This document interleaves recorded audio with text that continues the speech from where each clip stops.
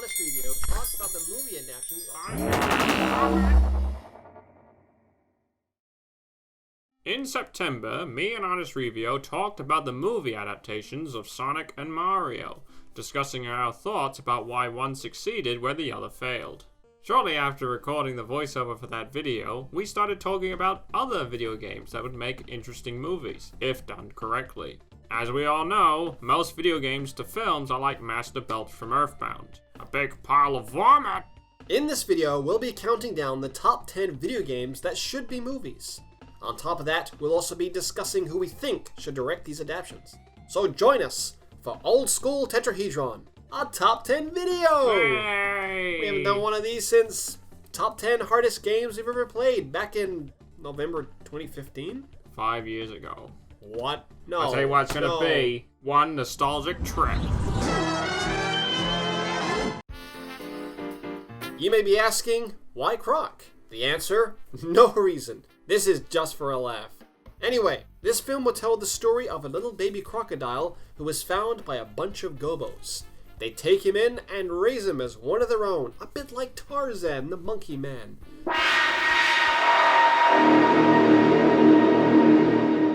Despite the Gobbos being peace-loving and accommodating, Croc still feels alienated due to his reptilian appearance compared to the Gobbos' cute fuzziness. As a result, Croc yearns to find his real family. Before Croc has a chance to search for his parents, the evil Baron Dente attacks and starts enslaving the Gobbos. Croc manages to escape and with a Gobbo psychic in tow, goes on a quest to save them. Along the way, Croc discovers that his parents had been murdered by Baron Dente, with Croc being cast into the river to keep him away from harm. A bit like Moses. Upon learning this information, Croc's quest becomes even more personal, and the plucky crocodile eventually faces off against Baron Dente in a climatic battle in the tower. In his tower, might I add. Not Croc's tower, Baron Dente's tower. This version of Croc is slightly darker than the video game. However, we feel this is appropriate in order to give the film a more of a gravitas.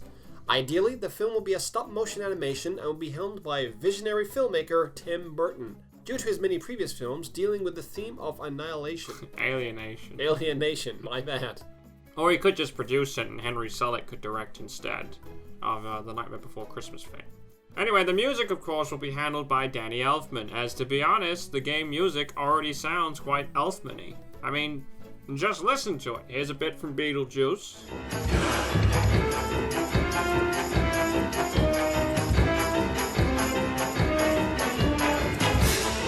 And here's a bit from Croc.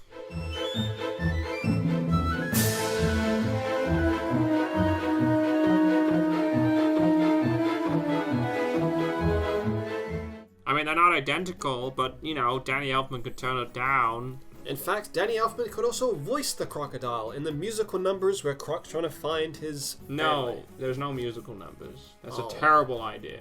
Go in the corner. The other guy will help me on this next bit. Okay, yahoo!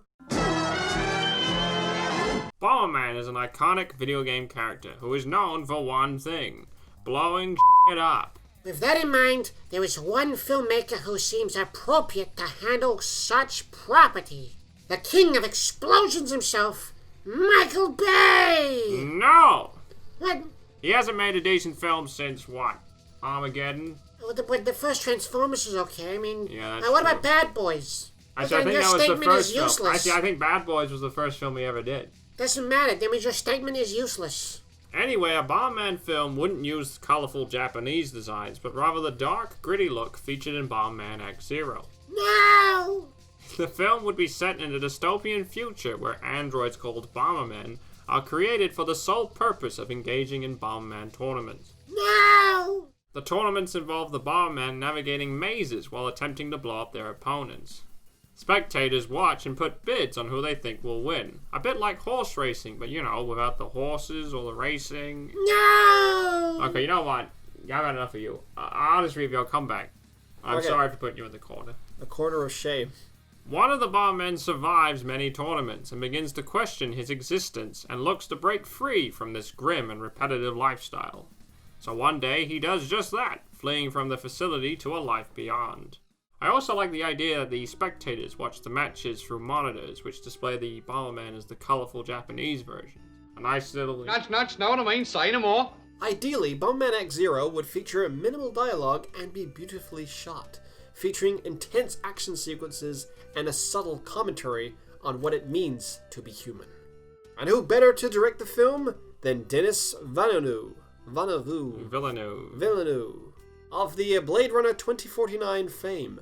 I love that film. And who would play Bomberman in this film? Why, Matt Damon, of course! Being one of the most iconic characters in gaming, Donkey Kong deserves to have his own motion picture. The story will be all about a group of filmmakers, that includes a stagehand named Mario and an actress named Pauline, attempting to make a film on a mysterious island. Upon arriving, they discover an ancient creature known as Kong, who kidnaps the actress. After much adventure, Mario rescues her and the crew capture Kong. They then put him on Broadway under the title Donkey Kong, but he eventually escapes, climbs to the top of the Empire State Building, and dies.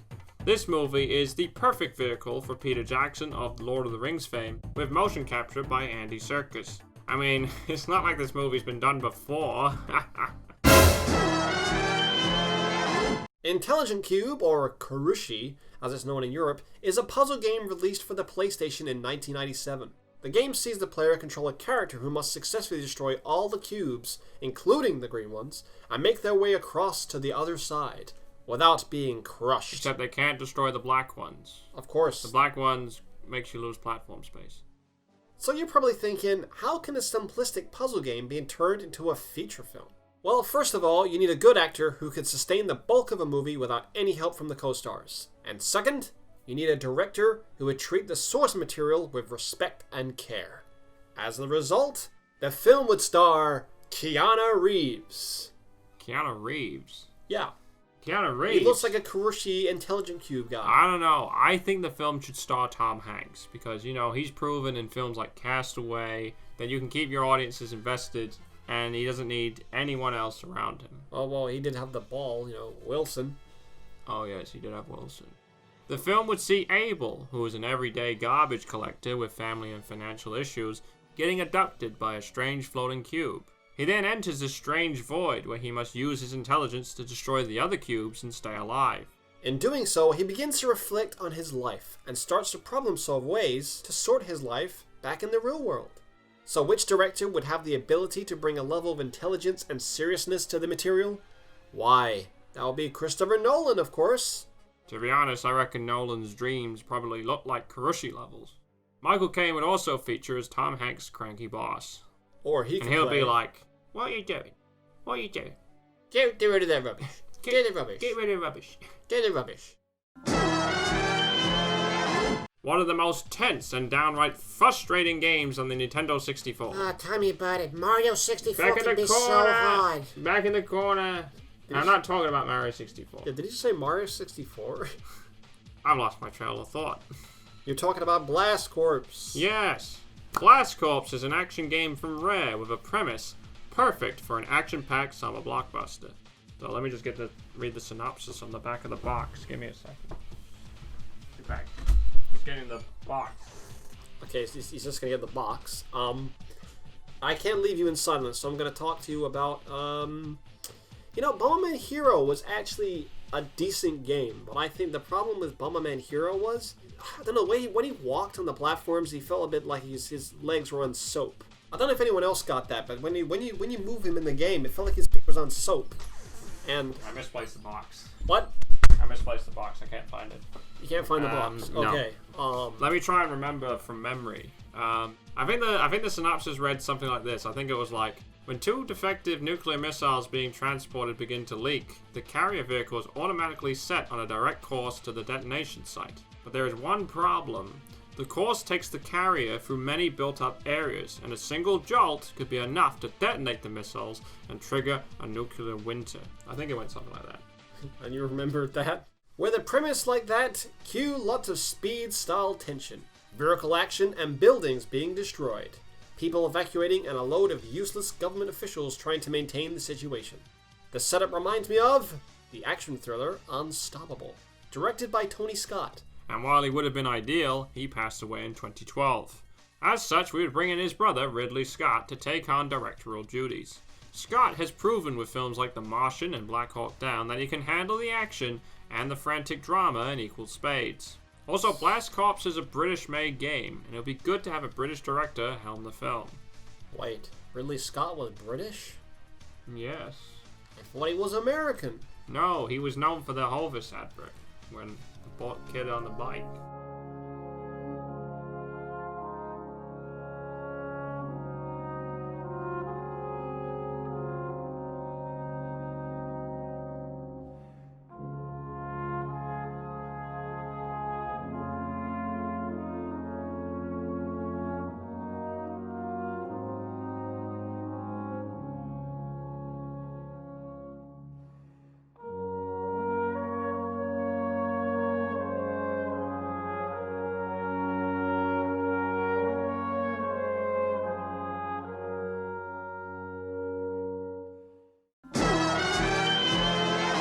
Gex, the Gecko, is a wisecracking lizard who starred in 3, that's it, just 3, platforming adventures before quietly disappearing off the face of the Earth. Gex's whole premise involved the title character jumping into televisions and exploring various worlds inspired by popular TV shows. Personally, I feel a Gex film will be a fun way to critique and celebrate the effects of television on people's minds. What people don't realize about Gex is that the game actually has a sad premise, featuring all the sorrow of a Greek tragedy. The pain in my eyes, dear gods, grinds sharper. But the pain in my memory cuts deeper. This is his life now, to suffer twice over. As part of Gex's backstory, his dad worked for NASA doing various research projects. Unfortunately, an accident occurs and his dad dies, resulting in Gex binging TV for hours on end because he's depressed as all hell. At some point, a cybernetic entity called Rez appears, dragging Gex into the meteor dimension, the world of TV. Trapped in this world, Gex decides the only way he can get out is to find the one who brought him in the first place. As Gex explores various different TV worlds, he meets characters from shows he's watched throughout his childhood. Characters that inspired him, as well as characters that reinforce negative stereotypes. In turn, he begins to realize how absent his father was and how fundamentally TV was in his upbringing. How fundamental TV was in his upbringing. How fundamental TV was in his upbringing. When he finally encounters Rez, he discovers that Rez is actually his father, who didn't die from the NASA accident, but rather ended up deformed and trapped in the meteor dimension. Which is actually canon, because in Gex 2, he finds out Rez is his dad. So we're not just making this stuff up. And Gex 3 confirms it even more when he says, "That was my dad." Exactly. It's canon. And in fact, the story we're telling you is also canon. It's in the booklet. It's canon. Rez wants to take over the entire media dimension to promote one ideological view, but Gex, having realized that TV is both a tool for good and bad, decides to stop here. Anyway, this is all sounding rather serious, but the film would be a tongue-in-cheek, funny, and emotional, like all good animated films. Jim Carrey would be ideal casting as the wisecracking lizard, and Travis Knight, who directed Qube and the Two Strings, would be the ideal director. And the Earthbound is a cult classic JRPG from Nintendo which sees 4 kids, Ness, Paula, Jeff, and Pooh, traveling the world to collect melodies from 8 sanctuaries in order to defeat the universal cosmic destroyer, Gobbos. Earthbound is a weird and funny game, which also features this foreboding tone of doom and gloom. I mean, in a way, the game kind of reminds me of Stephen King's novel It, in the way Pennywise is a sort of cosmic entity who feeds off the evil in people to become stronger. Basically, Gigas from Earthbound does the same thing. Oh, with the resurgence of the 80s With the resurgence of the 80s kids adventure stories in the form of Stranger Things and the most recent It film adaptations, a movie version of Earthbound would fit snugly with these contemporaries. Much like the game, the Earthbound film would break the fourth wall and poke fun at the tropes expected of the genre, like how the kids always ride bloody bicycles. Or apart from that one guy who was riding a unicycle. Back in the corner. No! The uniqueness of Earthbound also extends to the fact that it is a Japanese game poking fun at American culture. As such, while it would be easier to consider the director of it or the Duffer Brothers of Stranger Things to helm the film due to their previous work, we think it needs to come from a Japanese creative. As such, we think the directors of Shin Godzilla would be ideal. Hideaki Anno in particular is known for his use of postmodernism and has a background in anime, making him an ideal candidate to bring the more wacky elements of Earthbound to life, like Master Belch. Your favorite. Yeah. One of the most iconic video game series of all time, and the best April Fool's joke IGN has ever done, Legend of Zelda is one of those worlds that audiences will love to visit on the big screen. That was perfect. Well done. Thank you. Man, it took me 5 hours. Yeah, I mean, I had to cut out all the outtakes on that line. The story could be a combination of Ocarina of Time and Twilight Princess, focusing on a farm boy named Link, who soon learns that he is the hero of time, destined to fight against the evil Ganondorf. Of course, they would have to elaborate on parts and remove the episodic nature of the plot. But you know, it could work. Would Link have a voice? Probably not a good idea. Aw, princess! No argument. There have been rumors that Netflix intend on making a TV series of Zelda with Tom Holland as Link. What? However, it is all rumors and nothing concrete has been announced, so that's why we're not acknowledging it. Except acknowledging it just now, but that's why Zelda's still on our list. Oh, you know what I'm talking about! So in the meantime, we would love to see a Legend of Zelda movie handled by fantasy King Kong himself, Peter Jackson. Oh, wait, hang on. We already had Peter Jackson with the Donkey Kong film. Oh, yeah. What about Guillermo del Toro? Guillermo del Toro? In that case, I want to see an adaptation of Majora's Mask! When the two of us played this game, we thought, wow, this game is like the best game ever made. In fact, I believe it was made by WayForward, which started our interest in the WayForward franchise of games. In fact, it was so good, we put it as our favorite Wii game, and Dexter still loves it to this very day. You know what? I know what you're talking about. I remember when we played it that I thought it would make a great 2D animated movie. So the story would follow a lonely boy named Billy who befriends a strange little blob from outer space. Cue a classic hide the blob from the mom sequence, a bit where they talk about Star Wars toys, and a moment where the blob gets drunk and falls on the floor, just like E.T. Gosh, he's just so ugly. As the story develops, the boy discovers that the blob's home planet has been enslaved by an evil emperor, and they must go into space to save the blob's homeworld. Why do you keep laughing? I don't know, it's when I say blob. A Boy and His Blob would be a good old-fashioned family entertainment, and there's no one better to helm such a picture than the talented Don Bluth, the director of the classics such as American Tail and The Land Before Time. Get Spielberg to produce it if you really wanted to, but I think you should stay away from this. Like, did you know Spielberg actually forced Don Bluth to cut out 10 minutes worth of material for The Land Before Time because he thought it was too frightening for young children? The worst part is that this material has become lost, so we'll probably never see the missing content in its complete form. Not to mention, I think there should be some musical numbers in A Boy and a Blob, such as Blob Abuse. Blob Abuse, yes. It will go like, Blob abuse, nothing but blob abuse, blob abuse, blob abuse, nothing but blob abuse. Isn't that similar to Savages from Pocahontas? Back in the corner. Rehearsal for Get Out the Vote promo. Take one. Wahoo!